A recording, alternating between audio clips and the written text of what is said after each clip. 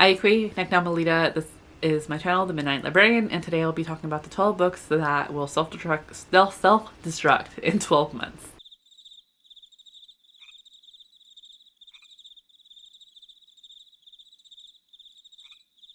I'll link the original video up above as well as down below. Ultimately, last year around this time, I posted a video of 12 books that will self-destruct in 12 months, meaning I had 12 books and 12 months to read them in, otherwise I had to unhaul them. I read 3 out of the 12. I found, particularly as the year is ending and I had to rearrange books several times, that the more times I had to rearrange books or reorganize books was the less I cared about this particular pile. So I will go over them briefly to let you know, like remind you which books were on this impending TBR, but ultimately, yeah, I only read 3 of them. So first was Starfish by Akemi Dawn Bowman, about a student, or about a young girl who wants to get into an art college. She got denied. Her mom doesn't find her remarkable. An abusive uncle ends up moving in with them, and she takes this opportunity to go with her friend to visit more art schools. Ultimately, a lot of these I'm just not interested in anymore, so that's all I can really say. The Book Jumper The Book Jumper by Mechthild Glacier, about a woman who moves from Germany to her hometown in Scotland, finds out that her family has this ability to jump from book to book. Someone's stealing from a particular book, and she's determined to find out why. Moxie by Jennifer Matthew is a young girl in high school who's tired of the sexist clothing code for the school.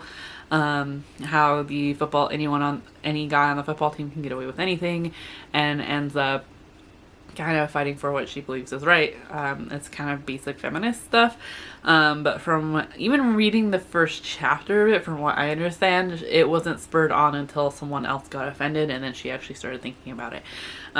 So I ultimately just wasn't interested. Hour of the Bees by Lindsay Eager, just wasn't interested. My Lady Jane by Cynthia Han, Brody Ashton, and Jody Meadows, just not interested.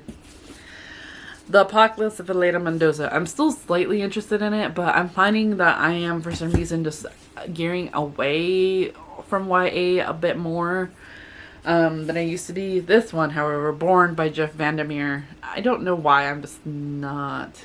The Weight of Feathers by Anna Marie McLemore, I couldn't tell you why. I'm just not interested. And then this one is the one that I was fearful when I originally put it up, but it's A Darker Shade of Magic by V.E. Schwab. Ultimately, I finding that I enjoy the concepts V.E. Schwab has, but in terms of writing and the book itself, it falls a little flat. That being said, I've only read her Monsters of Verity series as well as her Cassidy Blake series.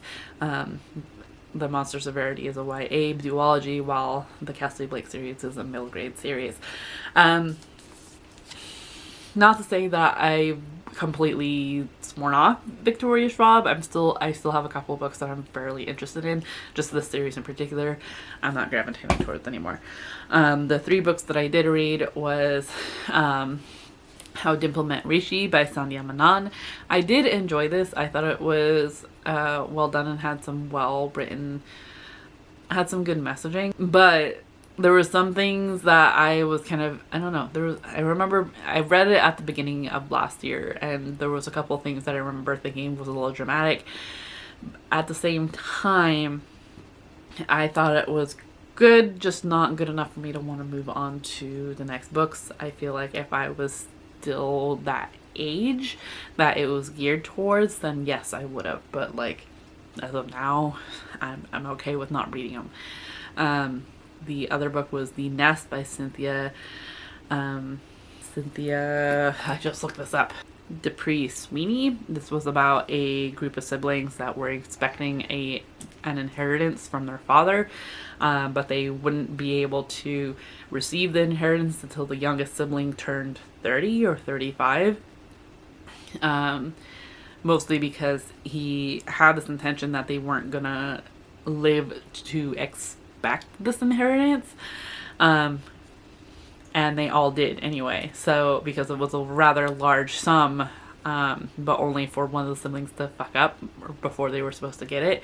And their mom had to pay out that fuck up with part of the inheritance, so they're getting way less than they had originally anticipated. And they are looking at the sibling that fucked up, thinking that he owes them. So it was it was an interesting one. I think I rated it 3, but I think I'm gonna knock it down to a 2.5 just because I found it slightly unforgettable at times. Like, I couldn't tell you any of the sibling names. It had it was interesting enough. I finished it and thought it was fine. It was just kind of forgettable. So, and there was just this issue an issue I had with like reading rich, pretty well-to-do, privileged white people expecting money that they didn't earn anyway. So I don't know. There was this underlying message though with one of the siblings who has 2 daughters, that one of them is exploring her sexuality, which I thought was interesting, as well as the girlfriend of the sibling who fucked up. I thought that was an interesting storyline. Basically everyone surrounding these siblings were interesting, but the siblings themselves weren't so much. So, and then the last one that I read was Mosquitoland by David Arnold. And I have a full review of that on my channel if you want to go check that out. But ultimately I found it very problematic because of the cultural appropriation. And then even so found the reviews of this book problematic because of everyone accepting the cultural appropriation because of mental health. And like, speaking for Indigenous people, really. So I am one person. I do not speak for all Indigenous people. I can only speak for myself. I found this problematic because of just the way that David Arnold ended up treating Mim in terms of how she treated Indigenous folks, in terms of like, oh, who isn't Cherokee, which is a very problematic stereotype. And then to think that I don't know, there's this, again, it's all in my review, and I think that Debbie Reese actually ends up putting it out pretty well too, which I have linked in that review as well if you want to go check that out. But ultimately my issue with that was the cultural appropriation, and then everyone excusing the cultural appropriation, saying that natives should be fine with this because it has to do with mental illness. Which, oh my god. And then that wasn't even like all of it. There was also issue that I had with like the treatment of a particular character who had has a disability, a born disability, and treating him like an animal and taking him to a vet when he clearly needed to go to a doctor. But it was a problematic book. I have a full review. But that is basically it. What I'm going to take from this ultimately is that I'm not doing this again.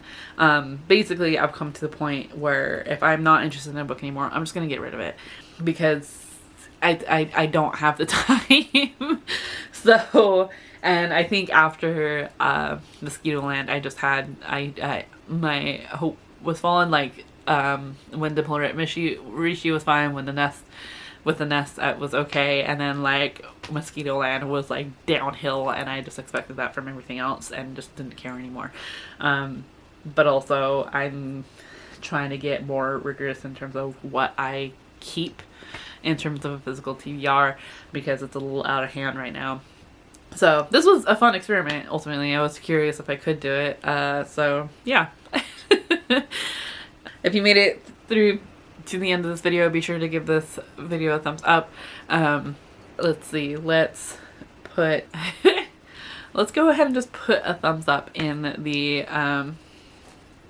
in the comments too, if you made it this far, the thumbs up emoji. Otherwise, I hope that you are in the mental mindset to enjoy your reading, as well as your life right now, and I will see you in another video very soon. Chew.